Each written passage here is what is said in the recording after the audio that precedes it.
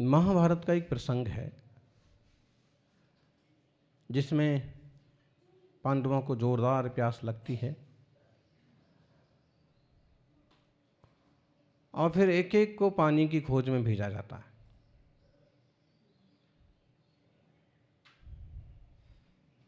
सहदेव को भेजा,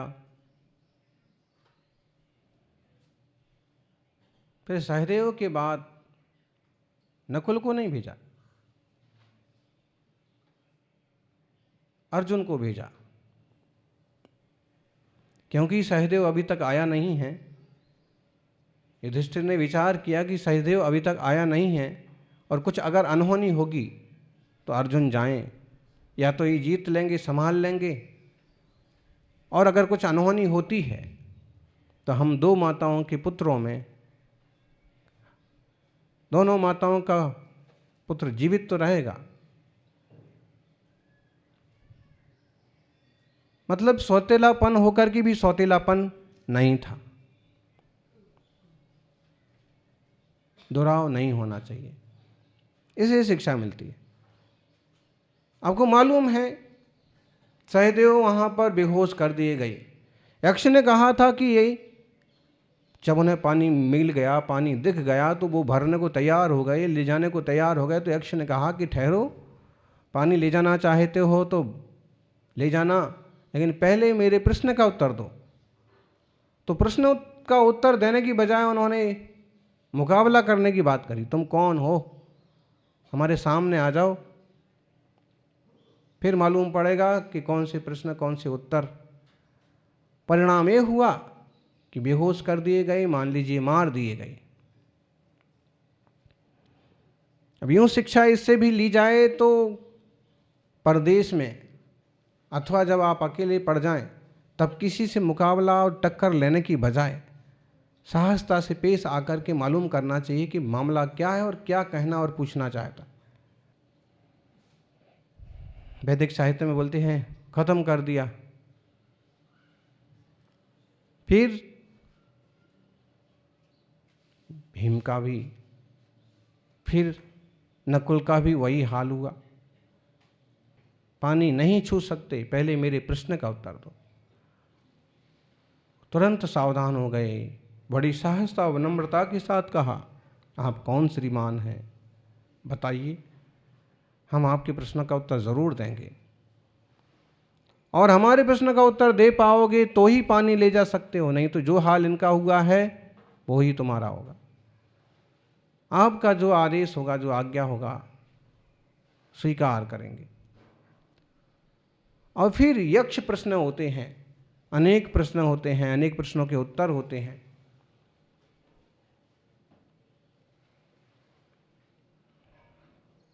और उसमें एक प्रश्न ये होता है, इस संसार का सबसे बड़ा आश्चर्य क्या है? तब युधिष्ठिर कहता है, अन्य अन्य ही भूतानि गच्छन्ति शिव मंदिरम तथापि जीवितुमिच्छन्ति अतो किमश्चर्यं परम। अन्य अन्य ही भूतानि, रोज रोज रोज रोज लोग मर करके और स्वर्ग चले जा रहे हैं। कोरोना काल में तो कितनी सारी घटनाएं सुनी, आज वो गए, कल वो गए, परसों वो गए, बहुत पास वाले गए, रिश्तेदार गए, काका जी गए, पिताजी गए, दोस्त गए, ये गए, वो गए, और हर दूसरे चौथे रोज एक झटका, एक झटका। युधिष्ठिर ने कहा कि हर रोज कोई ना कोई मर रहा है, हर रोज कोई ना कोई जा रहा है, फिर भी लोग जीने की इच्छा करते रहते हैं, जीने के लिए हजार उपाय करते रहते हैं, जीने के लिए तरह तरह के बंदोबस्त करते रहते हैं। ये सबसे बड़ा आश्चर्य है। इस कहानी से बोले तो भी अनेक शिक्षाएं मिलती हैं कि सहृदयता का व्यवहार कैसे होना चाहिए और पेश कैसे आना चाहिए, और किसी से मिलते हैं तो किस ढंग से मिलना चाहिए, और किस तरह का नॉलेज होना चाहिए, ज्ञान होना चाहिए। और ख़ास बात इस पर कि हम देखें कि दुनिया के लोग दौड़े जा रहे हैं कि ये चाहिए, वो चाहिए, अमुक चाहिए, और वो चाह भी लें और पा भी लें तो भी वह संतुष्ट होकर सुखी जीवन जिएंगे, इसकी गारंटी कहाँ है? इसलिए जीवन में धर्म को स्थान जरूर दो। आचार्य गुणभद्र कहते हैं, किम मर्मण्यभिनन्न भी कर्तरो दुष्कर्म गर्मुद्गणः किम दुःखज्वलना बली विलसितैर्नालेढि देहश्चिरम किम गर्जद्यमतुर्भैरवरवान् न करणीयं निर्णयम् एनायं न जहाति मोह विहितां निद्रामभद्रां जनः। अभद्र जन, अभद्र का मतलब यहां मूर्ख अर्थ किया है।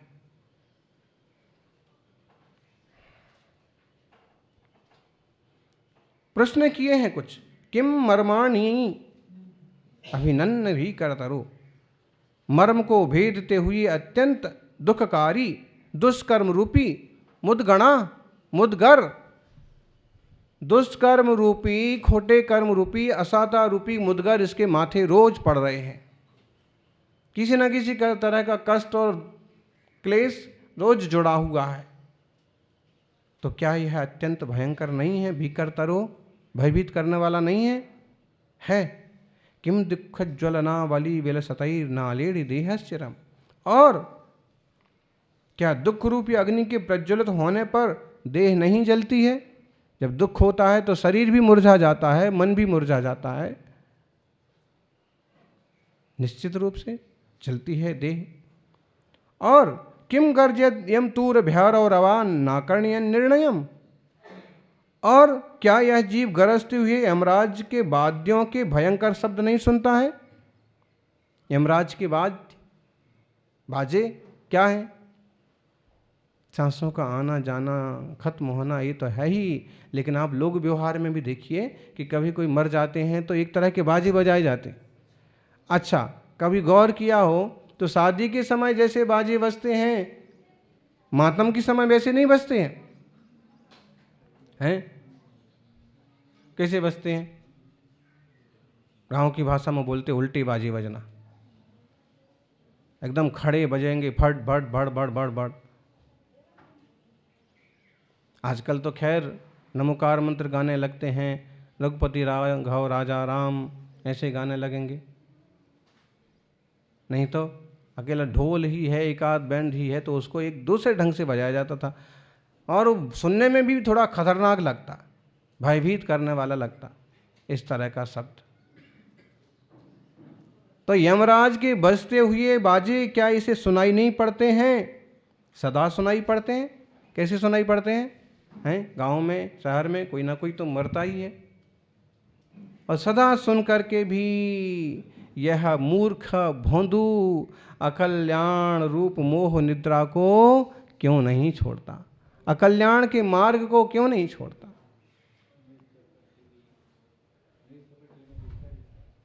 न्यूज़पेपर, आज तो बहुत सारे साधन हो गए। मोबाइल खोल लो, टीवी खोल लो, टीवी पर देखना चालू कर दो, न्यूज़पेपर जो पढ़ते हैं उठाओ, तुरंत मालूम पड़ेगा। हैं? अफगानिस्तान में, काबुल में, बोले एयरपोर्ट को ही समझ लीजिए कि खून की नदियां बह गईं। 60 से ज़्यादा लोग बम धमाके में मारे गए।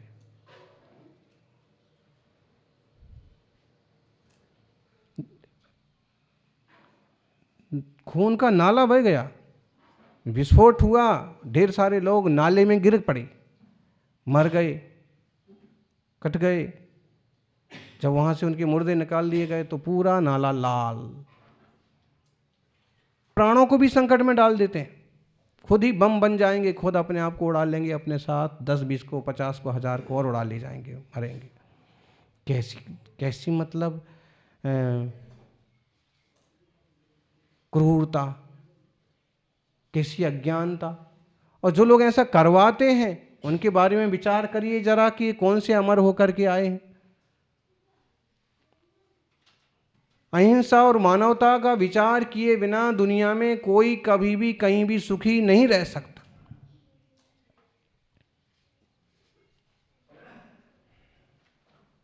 सौहार्द और परस्पर विश्वास बहुत जरूरी है, अहिंसा, दया, करुणा बहुत जरूरी है। और उसमें ये समझ भी जरूरी है कि कोई शाश्वत बन के नहीं आया है। कोई राष्ट्रपति भी बन जाएगा, प्रधानमंत्री बन जाएगा, किसी देश पर कब्जा भी कर लेगा तो कितने साल के लिए? बोलो। सद्दाम हुसैन ने भी एक देश पर कब्जा किया था। कौन से देश पर? इराक का तो मालिक बन के बैठा था। कुवैत पर भी किया था।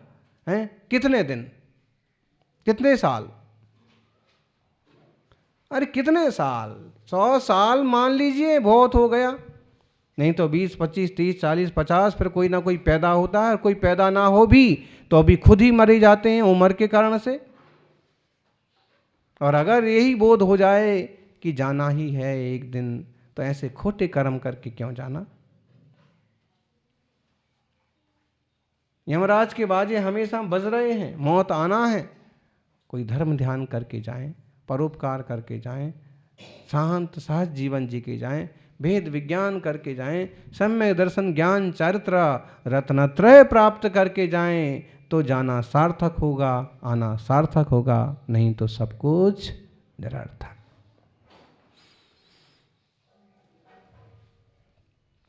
आत्मार्थी सज्जनों, वर्धमान भगवान महावीर स्वामी के मंगलमय शासन में जो जीने के तरीके बताए हैं वे दुनिया के लिए आज बहुत प्रासंगिक हैं। अगर सब एक दूसरे से भयभीत हो रहेंगे, एक दूसरे को मारने पर उतारू रहेंगे, अविश्वास का माहौल रहेगा और कहाँ क्या घटना घट जाएगी ऐसा ही इसका ही अंदाज नहीं रहेगा, तो अत्यंत अराजकता और अत्यंत क्लेश का माहौल हो जाएगा। कोई भागना चाहे तो भाग नहीं सकता, भागने के रास्ते बंद हैं। बचना चाहे तो बच नहीं सकता, भूख है, खाना नहीं मिलता है। संसार में कितने तरह के दुख और क्लेश हैं।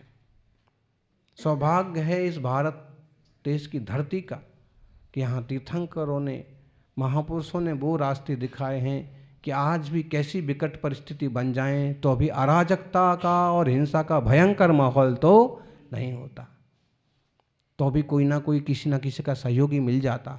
और दूसरे देशों में भी कोई दुखी और तंग हो जाए तो इस देश की माटी उन्हें भी जगह दे देती है कि भाई ठीक है, रह लो शांति से।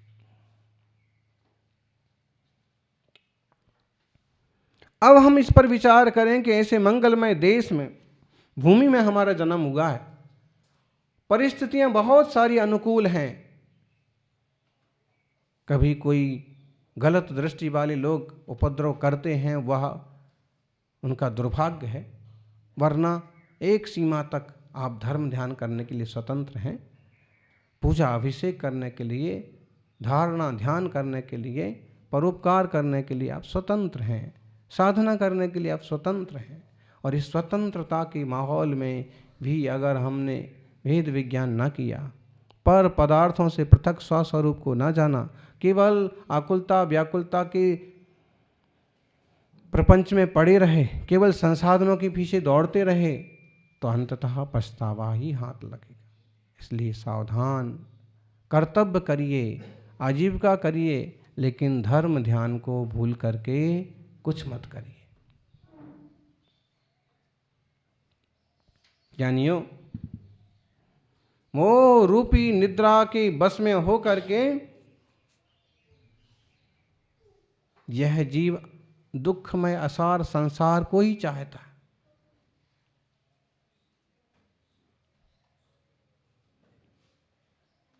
मोह के बस में है। वो समझता है कि मैं बहुत बड़ा राजा बन जाऊंगा, इतनी असरफियां, इतनी दौलत, इतने देश, इतने प्रदेश मेरे हाथ में होंगे, और 70 और 80 साल का होने के बाद भी उसी में लगा हुआ है, उसी में ये उपलब्ध हो जाएगा, ये उपलब्ध हो जाएगा। ये उपलब्ध कैसे हो जाएगा? तुम्हारे पहले भी कितने आए और चले गए, और तुम्हारे बाद भी कितने आएंगे और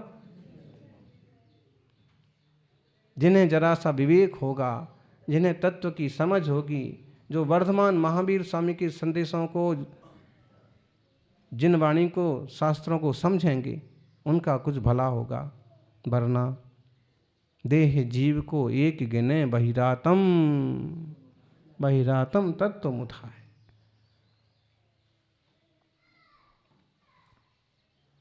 जिन मार्ग से महान दुनिया में कोई मार्ग नहीं है, कोई रास्ता नहीं है, परम सुखी होने का एक ही मार्ग है, पर द्रव्यों से भिन्न स्वस्वरूप को पाने का एक ही मार्ग है, वह है वीर भगवान के द्वारा कहा गया वेद विज्ञान का मार्ग।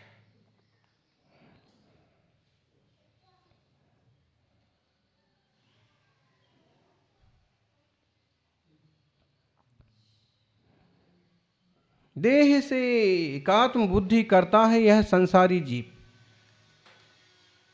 चूंकि जन्म हुआ है तो देह को अपना मानता ही है, शुरू से ही मानता है, आज भी मानता है। देह और जीव को एक गिनते हैं बहुत सारे लोग, दोनों की भिन्नता को जानने वाले विरले हैं। चित शक्ति व्याप्त सर्वस्व सारो जीव यानयम अतोति रिक्ता सर्वेपि भावः पौद्गलिकामि।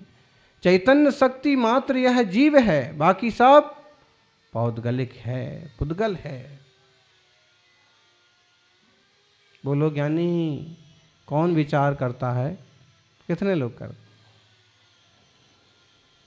जिन शासन में जन्मे हुए लोगों को भी ऐसी वार्ता भाग्य से ही मिलती है।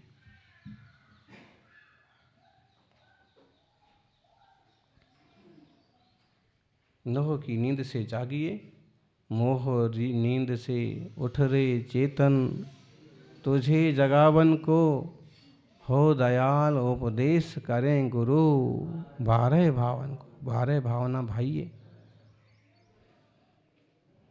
तादात्म्यम तनुभि सदानुभवनम पाकस्य दुष्कर्मणो व्यापारा समयं प्रति प्रकृतिभिः गाढ़ं स्वयं बंधनम निद्रा विश्रमणं व्रते प्रतिभयं सस्वन्मृतिश्च ध्रुवं जन्मिन् जन्मनि ते तथापि रमसे तत्रैव चित्रं महत। निरंतर जन्म मरण धारण करने वाले हे संसारी जीव, निरंतर ही तो जन्म मरण होते हैं।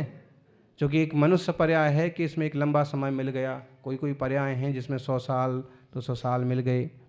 लेकिन अगर हम अविची मरण की तरफ से विचार करें, एक एक समय की पर्यायों की तरफ से विचार करें, तो परिवर्तन तो हो ही रहा है, मरण हो ही रहा है। एक सांस का आना, एक सांस का जाना भी एक तरह का मरण ही तो है। एक नींद, एक रात की नींद छोटा मरण है।